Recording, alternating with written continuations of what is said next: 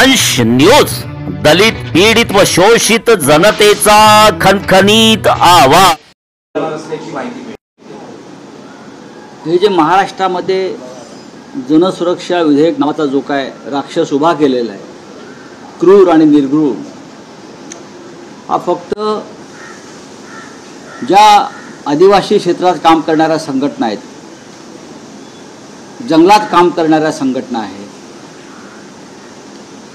दलित शोषित पीडित यांचा आवाज उठवणाऱ्या संघटना आहेत आणि त्यांना समर्थन देणारे जे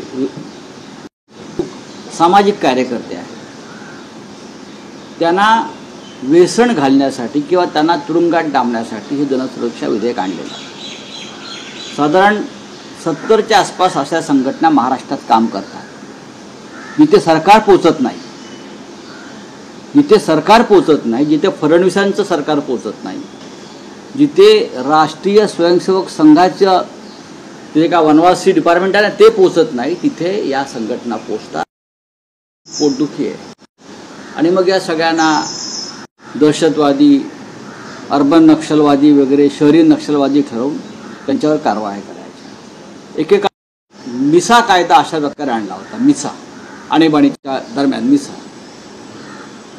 आणि मिसामुळे आणीबाणी बदनाम झाली। तरीही मिसा कायद्यात ज्यांना अटका झाल्या ते बहुसंख्य गुंड, स्मगलर, डाकू अशा प्रकारचे लोक। टाळा आला, त्यातसुद्धा लहान लहान गुन्ह्यामध्ये टाळा लावून राजकीय कार्यकर्त्यांचं खच्चीकरण करण्यात आलं। आता हा जनसुरक्षा, तुमचं सरकार आज आहे उद्या नाही, जनतेच्या सुरक्षेचा ठेका तुम्ही घेतलेला नाही। जनसुरक्षामध्ये सामाजिक कार्यावर अशा प्रकारे बंदी आणणं असा होत नाही, एक लक्षात घ्या।